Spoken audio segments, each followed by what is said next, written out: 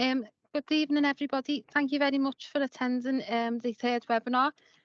So my name is Laura Hart. I'm the Special Chief Inspector in Merseyside Special Constabulary, if you haven't guessed already. My role is I lead on work stream 10 for the National Special Constabulary Working Group. So it's for welfare, and I'm in the process of building a model of wellbeing for all special constabularies to be able to access and utilise. So myself and the Federation have put together these webinars. They've been a huge success so far. And we've got a really two exciting guest speakers this evening, so I think you will learn a lot from it. In terms of question and answer sessions, if you have got any questions, please, if you raise them at the end, there will be a Q&A session, and you'll be able to ask your questions in the chat bar as well. So before I hand you over, I just want to say thank you to Police Mutual, who have been our sponsor, and the team behind the scenes as well. So thank you very much, and I would now like to introduce Sue Honeywell, National Board Member for the Police Federation of England and Wales. Thank you, Sue. Thanks, Laura, and yeah, very welcome to you all this evening. It's amazing to see over 50 people have dialed into this call tonight, and I'm sure you're going to enjoy the session. So I am Sue. I am the national co-lead with Belinda Goodwin for Wellbeing within the Police Federation. And we are now going on to the third seminar for our specials. And I just wanted to reach out. I never was a special myself, but for many years I've worked with a number of specials. I was actually a local neighbourhood sergeant down in Cornwall, and the fantastic work that our specials do is absolutely unbelievable. And wellbeing affects all aspects of policing. You know, the most important thing is to look after the well-being of our staff. Certainly, as the wellbeing lead, we work with a number of our key stakeholders, of which Andy, who you're going to hear from shortly, is one. And it really is something. I mean, policing is going through a really difficult time at the moment. You know, you can't turn on the telly without there being some negativity directed towards the police. And we know that, you know, our officers are predominantly out there every day doing a fantastic job, including our special constables as well. And it's a real privilege to be part of this event tonight. And, you know, and a great thanks to all of you who often do it, you know, excessive hours to come and help out in your community. So just wanted to, you know, say thank you to you all for everything that you do for us as well. So tonight we're going to hear from Andy Rhodes, former Chief Constable, over 30 years in policing. Absolutely fantastic the work he's doing for the National Wellbeing Service, College of Policing. He really does bring a breadth of experience to the wellbeing arena, and certainly gives information to chief constables across the country. That information and the work that they do is really invaluable. And I have had a quick peek at some of the information that you're going to hear tonight, and I really do think that you are going to enjoy the presentation. Unfortunately, I can't stay on the call tonight because I had a prior engagement, but hopefully you'll receive our details. I'm always happy to take any questions from anybody. You know, we are here as a federation to represent you. So yeah, I hope you enjoy the session. I'm now going to hand back over to Laura, but yeah, I think you're in for a real treat with the presentation tonight. Thanks, Laura. Thank you very much, Sue. And I would like to second what you've just said as well. I think it's really exciting that we have guest speakers like yourselves, and I know there's a lot of time and effort put into the special constabularies in terms of wellbeing and other aspects. So I'd just like to say thank you before you go as well. So our next speaker, Mr. Andy Rhodes, Head of National Police Wellbeing Service. Thank you very much. Okay. Thanks very much. I think I'm really pleased to be speaking to you tonight, folks, because the first thing I'll say is a big thank you to you, because we couldn't do our job without you. As Laura and Sue have said, but it's tough being a volunteer in policing, coming into the workplace, experiencing exactly the same sort of experiences that our people experience, yet then going back to another world, another job, maybe your family life outside of policing, without actually maybe understanding that all the things that we are trying to provide for regular officers and staff are also available to you. So tonight I'm going to talk about the National Police Wellbeing Service and what it does, what it is, the sort of things it provides for you so that you know where you can go to get information, and also can tell your friends and colleagues in the Special Constabulary where to go and get information. And I'm also going to put a few snippets in around the latest innovations that we're doing around personal resilience and things like sleep, fatigue and recovery, because we really are leading the world in some of the stuff that we're doing around this. So first slide, please. The bit at the end about time to chat, I'm going to try to whistle through this and give you some time to ask questions. But in the meantime, please do put questions in the chat bar. At the end, we'll have an open mic session where you can raise your hand and ask questions. But all the other people on this call will be monitoring the chat bar. Anything that springs into mind, any thoughts you have, please stick them in there, because we do want to have a bit of a kickabout at the end of this. That's okay. So next slide, please. This is something that I put in at the beginning of a lot of webinars I do, and talks I do with everybody, all the way from chief constables to frontline operational people, is what organisational issues cause you distress. Because quite often big organisations, whatever they may be, are their own worst enemy in terms of creating what we call hindrance and organisational stress around things that are avoidable. Talk a bit more about that. What about a good night's sleep, waking up refreshed?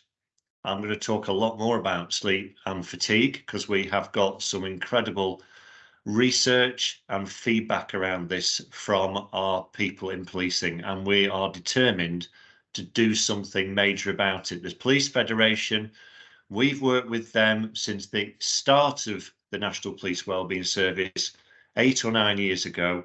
Fantastic gang of people on the ground nationally, your best interests at heart, and they're running a massive campaign at the moment around fatigue, and we're really supportive of that. What about involving families in working lives? Not everybody wants to do that, and it's something we haven't done in British policing traditionally, unlike our colleagues in the States, Canada and Australia, who we do a lot of work with. And what more can we do for people who leave the service and move on? Because we know we need to improve that as well. So next slide, please. So National Police Wellbeing Service, the brand of that is Oscar Kilo. So if you see anything in the police stations you're working in, I'm going to be giving you a QR code to go to the Oscar Kilo site, which you can access from a mobile phone, tablet and from home, open source. So it's there for you to access and have a look round. You can sign up to the newsletter because you have a police email, and get into certain areas of the site that other people can't get into, and look at all sorts of things that we've got going on in there. We set up the National Police Wellbeing Service, and we gave it the brand Oscar Kilo, phonetic alphabet, because we wanted to create something that was separate from the bosses, the organisation, because there's a big trust issue with talking to the organisation about your health needs, particularly mental health needs. Right, so we created this brand Oscar Kilo, and that has really stuck. So if you see that around, that is the National Police Wellbeing Service. Now, these are some of the publications that we've got. I put this slide up on the next slide, please, to let you know that we work with leading experts in the field. We have people on our team, it's a fairly small team, who are renowned across the world, actually, in law enforcement for knowing what it is that needs to be done to protect our people, not just physically, but particularly psychologically, given the nature of the job that they do. These are the partners we work with: the Federation, Unison, Supers, Home Office, universities. The lady with the red jacket on is Dame Carol Black. She's the leading government advisor on health, workplace health and wellbeing, and she has worked with us since day one. A fantastic supporter of what we've been doing from day one. You'll see in there over on the right, Washington State University. We are going to talk a little bit about sleep and fatigue research. That is one of the leading universities in the world, the Sleep Centre at Washington State University, and we've done work to study the sleep, fatigue and recovery patterns of response officers in UK policing with fairly difficult results. Okay, but I'm going to talk more about those. It's an acute problem, folks, sleep, fatigue, recovery. Next slide, please. So how do we do that? Well, we have an annual survey every year. This is open at the moment, folks. You should see when you go into the police stations you work from, the link to please answer this survey. You can answer the survey through the Oscar Kilo site. This is the biggest workforce wellbeing survey in law enforcement anywhere.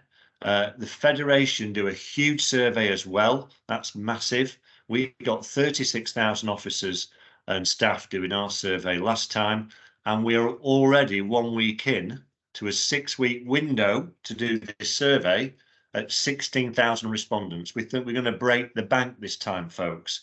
So please do take 10 minutes to fill it in. The reason being that the results of this survey get shown to some very important people who have influence over what happens in policing. Chief constables, the HMIC inspectorate, the Home Office, the policing minister. Yeah. Thanks, Edith. I've seen that you've completed it. Well done. And what happens is when the results of these flip out, we then go to do something about them. And there's 3 things there that we've prioritized over the last 2 to 3 years. And sleep and fatigue is the one that because I've had really poor sleep and fatigue recovery over my police service at various points, and I've seen the acute problems it's causing for us is something that we are really maxing out on. So I'm going to talk a bit more about that. Next slide, please. Now then, personal resilience. Some of you may or may not have dabbled in the world of personal resilience for yourself or in your other walks of life, from you know, various other, you know, things that you've read or training programs you've been on. PERMA is one of the most popular in the world. It comes from the Positive Psychology School, and the 5 areas are positive emotions, engagement. That is particularly in terms of the work that you're doing or being engaged in something that really gives you buzz. Positive relationships, achieving meaning from the work that you're doing or meaning in your life, and a sense of accomplishment.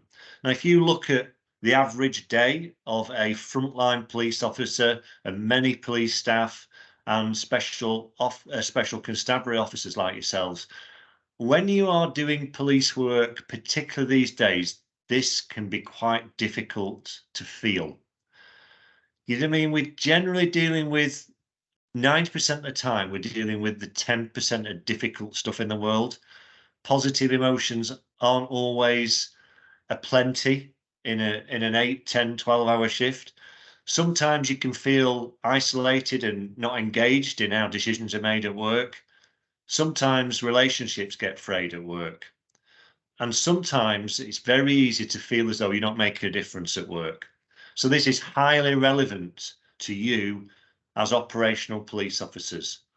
And PERMA is something that when you dig into this, there is a real something's just flipped up on my screen, sorry. There is a real resonance with the type of work that we do here. Next slide, please. So what we talk about in the world of personal resilience and personal development is quite often the inner and outer journey. The outer journey is the world of things, actions, things happening, the doing things, the things that keep us all busy, where everybody's busy in their life every day doing lots of different things to distract them from what's going on underneath the surface, particularly in their subconscious minds and their inner psychological journey. A good example of this would be that, you are busy dealing with a job at work. It's, your adrenaline's coursing through your veins because, but it's difficult, it's upsetting. And at the time, you haven't got time to reflect on that and process it. And then only later, and sometimes with people, this can even be years later, that inner journey catches up with the outer journey and they're not in sync. And so what a lot of our work that we do around dealing with stress, trauma exposure, is to try to get people to process their experiences as close as possible to the events that they have just gone through. And somebody once said to me, an expert that we still work with them, an expert in post-traumatic stress, said, a lot of people who have problems processing trauma, it's like you've got your laptop screen open and all your documents are on the desktop and they've not been put into folders and none of them have been made sense of. And this is one of the things that can lead, sadly, to some of our people developing PTSD, post-traumatic stress disorder, which is a really, really damaging, life-changing psychological condition. So I would encourage you to not just think when you're at work or when you're in your outside life of the doing things, the outer journey. Always start as well to think to yourself about what's going on for me inside. How am I feeling about this? And feel okay to talk about it. That's the culture that we're trying to create. Next slide, please. Now then, this is one I think we can all relate to, the theory of flow. Now, many of you will be able to, I'm not sure how much service you've got on experience in the Special Constabulary. I know for sure that when I have gone into certain roles, there has been a period of time where I haven't felt completely confident that I knew everything I needed to know. And this theory of flow basically talks about the ebb and flow that we've got in our lives between feeling anxious when we haven't got the skills, knowledge and experience to deal with something, compared to the level and complexity of the challenge that we're trying to deal with. So many of you will be able to remember the first day you drove a car on the road. Quite a terrifying experience. Now you probably drive to work, you don't even think about it because you're down in that bottom right-hand corner of boredom. And when you look at the uplift program, for example, that we've just gone through in policing, we've probably recruited something around 50,000 new police officers in five years. The front line is far more inexperienced than it used to be, and so many more people, therefore, are experiencing some level of having to catch up with this flow model. And it's okay and understandable that we feel anxious when we're in that position. Yeah, that is normal. And we have to recognise that policing at the moment, I think policing is in that top left-hand corner a little bit because we lost a lot of experience and now we're trying to catch up. And that is something that I would think a lot of you might be able to recognise if you've been in the Special Constabulary a long time or if you've just joined. It's a tough job with a lot going on and a lot of variety, and it's very difficult to feel totally comfortable with everything that you're doing. Next slide, please. So what do I say to Chief Constables? The world outside will throw incidents at us, events at us, demand at us of a certain nature, and there sometimes is limited amount of control we have over those events, the nature of the work. But what I say is I have very rarely found a police officer or a member of staff who complains about actual police work. They don't complain about dead bodies. They don't complain about the tough shift work, the hard end of the job, running through gardens and catching burglars and all this sort of stuff. they don't complain about those things because that's what they joined to do. What they complain about is the things that get in the way of them doing the best job they can, the controllables. And in an organisation where people don't care what they're doing every day at work, this isn't an issue, right? And that's why, I've just seen that comment around training. Training is one of the controllables that we don't do well enough. Training in policing is squeezed in between everything else we do, as is recovery, actually, which something I've got to be in my bonnet about. But it's always hard to get people off the day job to help with development, training, etc. And therefore, when things like new IT systems come in, that flow diagram kicks in, and it can be absolutely soul destroying for people. Because what you're going to remember, folks, is the job that you're doing, your cup is already pretty full. Therefore, these controllables in the organisation, we have got to double down on them massively. Next slide, please. It's a leadership job. So what does the future hold? Next slide, please. We're running a leadership program to look at the latest technology and data solutions that remove some of these hindrance stressors from the workplace. We are way behind some commercial organisations in terms of how they keep in touch with clients, customers, victims. And there is technology out there that makes it far easier and less difficult to do than we make it. And some forces are really pushing ahead with that. We're looking at things like biometric wearable technology, putting these on the wrists and fingers of our frontline people to help them understand what their body's data is telling them, and then providing them with really high quality sleep, fatigue and recovery coaching and education, whilst at the same time getting data from these interventions that helps us change the way that work is designed. And that is the sort of thing that we are determined to do. So we've got a program running that is deliberately trying to accelerate the adoption and catch up with some of the things that are already out there in the private sector. Next slide, please.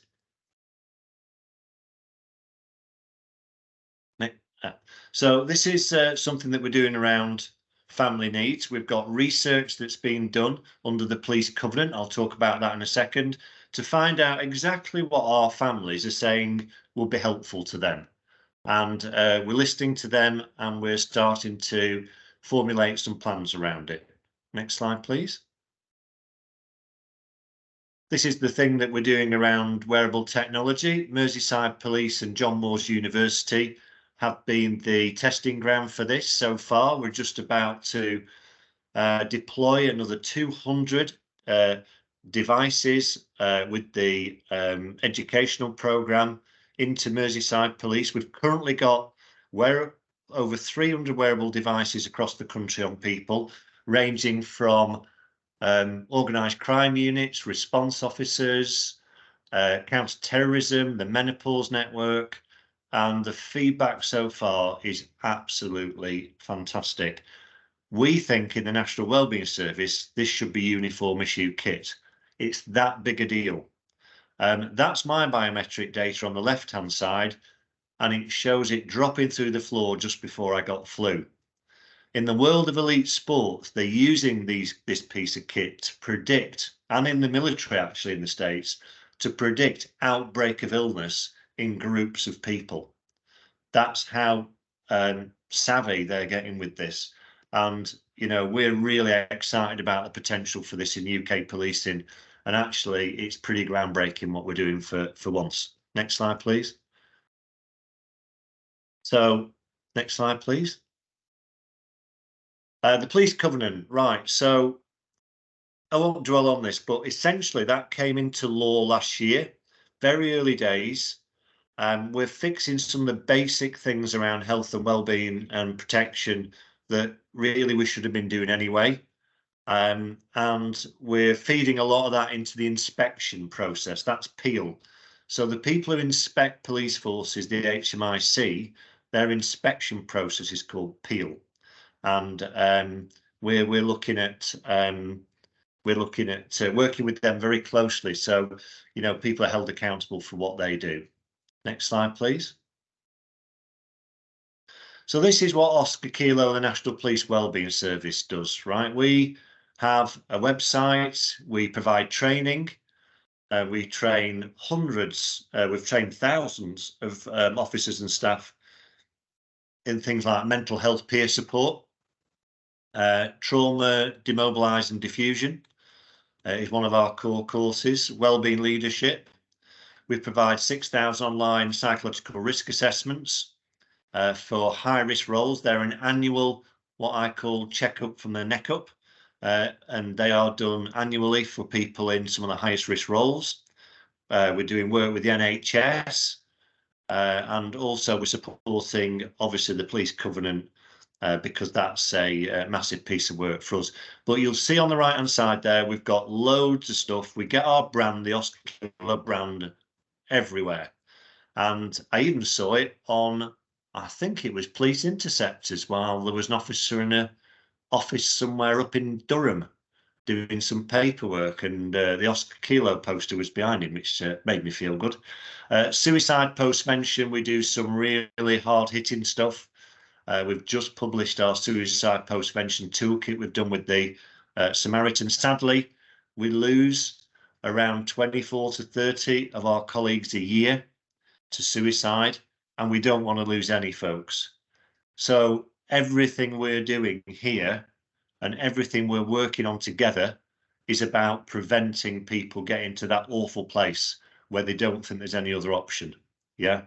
And many of us have lost close friends to suicide who we've worked with for many years, and we will always say we never thought we saw it coming. So we've all got to have our ears and eyes out and look after each other, folks. Next slide, please. You can get access to all this stuff on the Oscar Kilo site. It's for you. These are our outreach vans. We have 10 of these vans. They are kitted out with health equipment to do a range of health checks. We deploy them to big policing events. 65% of the deployments, they rotate around forces. And I've seen, Greg, there is the ISO health and safety, managing psychological risks, is something that we reference through the health and safety group in policing, and we've worked very closely with the health and safety executive on their review of the stress management standards, because I don't think it's far, Greg, off the health and safety executive coming and inspecting forces following a suicide. And I certainly don't think it's far off them demanding that every force puts in fatigue risk management, which is a big ticket issue the Federation are rightly progressing at the moment. So it is definitely health and safety executive is starting to step in, as you're obviously aware of, into the psychological risk space in the similar way they've done with the physical risk for health and safety. So these vans go around everywhere, and we have had people. This park's on the police station car park. The force staff sit with the Federation, occupational health, put a cup of tea on, a cake, and ask you if you wanted to have a health check, psychological questionnaire, blood pressure. We have had people gone on the way to a job with such high blood pressure they've had to go straight to A&E. These vans are saving lives. Look out for them in your force. They are constantly rotating around the country. They are for you as well. And the purpose of them is to get out to places at times where some of our people who need help most can't access services. Next slide, please. Wellbeing, we've now got, actually, it's 140, we've got 200 OK9 dogs now with handlers. They're all volunteers. If there's anybody from South Yorkshire Police, you've got 30 there, and actually your Chief Constable's got a wellbeing dog, which is amazing. These dogs, all the handlers are mental health peer support trained by us. They are well informed about the offer that's available to people. They break the ice. They create a space and time for a different conversation, and they have been incredible success so far. 200 dogs across England and Wales policing. Fantastic. And let's not forget, folks, we are supporting over 200,000 staff in England and Wales, 43 forces. The Wellbeing Service also supports BTP, the National Crime Agency, the ROCUs, the CT network, all these people. So we've got a lot of people to get around, and the pooches put a smile on everybody's face.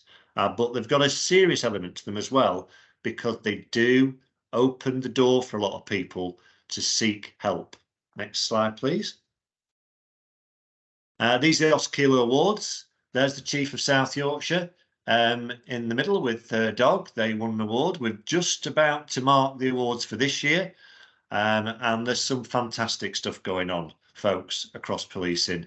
Real innovation, people on top of the day jobs going above and beyond to make sure that they're helping the mates out in a tough job they do and look after each other. Because that is what the evidence says. Social support like that is a key indicator of creating psychological safety in the workplace, which is what we're after. Next slide, please. We do these short films we do. We're just about to launch our second one. This one was on a new recruit. This is a video package that your force has. Merseyside's Wellbeing Dogs are Superstars. Fantastic. These videos are done by a very hard-hitting documentary maker using TV actors that we get in, and they're done through lived experience interviews with real-life people. This was on a new recruit, and there's a therapeutic wraparound in the video, but every force has these, and they are using them. We've got great feedback from some forces who use them in tutor constable training, new recruit training. You should be able to access this video when you do your special constabulary training as well. We're just about to launch the second one in a couple of weeks, which is the mid-service officer. I found this video actually pretty hard to watch myself, I have to say. It comes with a health warning. It's tough. It makes you think, it makes you reflect, and that's the point of it. Next slide, please. Next slide. So that's our QR code, folks. We're on Twitter, we're on LinkedIn, but do go to the website and register for the newsletter, because once you've registered on the site, you'll get regular updates and access to all sorts of interesting things that we're doing around these key issues I'm talking about.